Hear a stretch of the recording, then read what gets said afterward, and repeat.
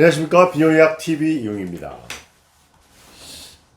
저희가 시리즈로 남성 갱년기를 최근에 한번 영상들을 올렸더니 진료실에서 궁금하다고 질문하시는 내용들이 꽤 있어요. 그래서 오늘 1시간에 걸쳐서 그동안의 남성 갱년기, 남성 호르몬 치료에 대한 이야기를 한번 요약을 해드리려고 하는데요. 제일 궁금해 하시는 게 이제 5, 60대에서 처음 갱년기 증상에 대한 검사를 원하시는 분들이 도대체 유병률이 얼마나 되는가. 그러니까 50대 한 10%, 15%, 그 다음에 60대, 70대 가면서 벌써 10%씩 늘어나기 때문에 70대가 되면 검사하시는 분 중에 벌써 3분의 1 이상은 호르몬이 낮아요. 갱년기 증상에 들어가는데 제가 이제 그동안 그 그림으로 설명을 드렸었는데 오늘은 그 수치보다는 이런 어떤 증상과 이게 복합적으로 왔을 때 이걸 치료하게 되는가. 이거는 이제 성기능의 감소, 종합적으로 말씀드렸던 대로 비만, 당뇨, 내분비적인 근육량의 감소, 골밀도 감소, 그 다음에 빈혈, 또 만성 스테로이드에 노출되거나 이제 우울증 같이 이렇게 이제 정서적인 변화가 왔을 때도 저희가 호르몬 치료를 고려를 하게 되는데 이게 이제 호르몬 수치와 증상을 봐서 결정을 하는 거죠. 물론 제가 지난번에 말씀드렸던 자기 스스로 올릴 수 있는 호르몬을 올릴 수 있는 노력을 해야죠. 근력 운동, 그다음에 식이요법, 또 햇빛 속에서의 그 운동을 통해서 비타민 D의 레벨도 중요하고 여러 가지 체중 조절과 병용 약물에 관한 것도 저희가 설명을 드렸습니다. 그러면 호르몬 치료를 시작하는 단계에서 제일 궁금해 하시는 거는 논점이 3가지인 것 같아요.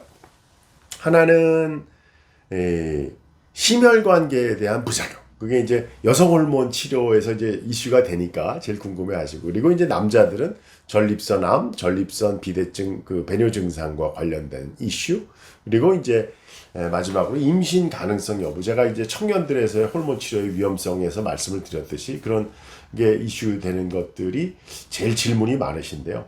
하나하나 말씀을 드리면 이제 심혈관계에 대한 부작용은 미국에서 뭐 벌써 8, 9년 전에 퇴역 군인들을 대상으로 수만 명을 남성 호르몬 치료한 기간과 대비해서 심혈관 부작용을 조사해 보니까 좀 늘었다고 하는 거를 올린 다음에 이제 FDA가 이제 그 관심을 가졌는데 실제 해보면 처음에 이 임상 데이터를 할 때 심혈관 위험성이 있는 사람들을 뺐기 때문에 대조군이 너무 작았던 거죠. 그 비율이. 또 하나는 호르몬 치료 기간을 1년 이내의 걸 가지고 이제 비교를 했던 거기 때문에 그 후속으로 해서 나왔던 모든 임상 데이터는 심혈관계에 대한 부작용은 없고 단지 호르몬 치료를 한 다음에 6개월마다 그 혈액 검사에서 호르몬 레벨과 피의 진한 정도, 헤마토크릿, 그러니까 헤모글로빈 헤마토크릿이 진해지는지를 확인을 해야 그 순환계통의 심혈관 계통의 부작용을 모니터링을 꼭 해달라, 이런 이제 지침이 있습니다.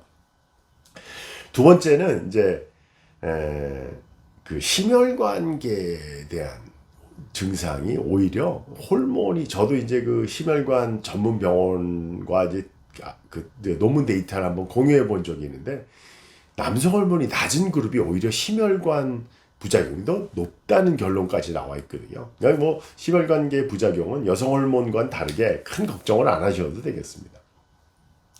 이제 그 전립선 암과 전립선 비대증에 대한 영향은, 전립선 암에 대해서 미국에서도 이제 뭐 이미 100년 전서부터 그 미국의 유병률이 높다 보니까 호르몬 치료를 했을 때 남성 호르몬을 완전 제로로 만드는 전이성 전립선 암에 대한 아주 특별한 이 비뇨의학적인 개념 이외에는 이제는 이제 21세기에 들어와서 전립선 포화 이론, 그러니까 남성 호르몬이 어느 정도 올라가면 전립선 조직에 아무런 영향이 없거든요. 그러니까 전립선 암을 발생시킨다든지 전립선에 영향을 줘서 뭐 배뇨 증상을 악화시키는 거는 이제는 불식이 됐고, 오히려 전립선 비대증과 같은 배뇨 증상에 대한 치료와 호르몬을 병용해서 좋은 결과를 본다고 하는 치료에 대한 추천 개념이 있을 정도죠.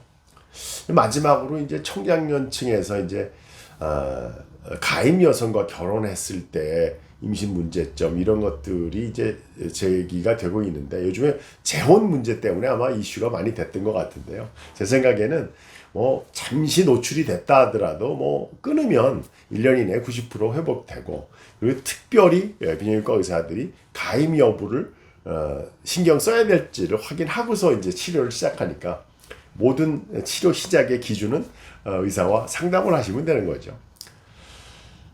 남성 호르몬 치료에 대한 이 갱년기 치료에 대한 남성 호르몬 치료의 개념을 오늘 1시간에 걸쳐서 다시 한번 정리해 봤습니다. 비뇨의학 TV 이용이었습니다.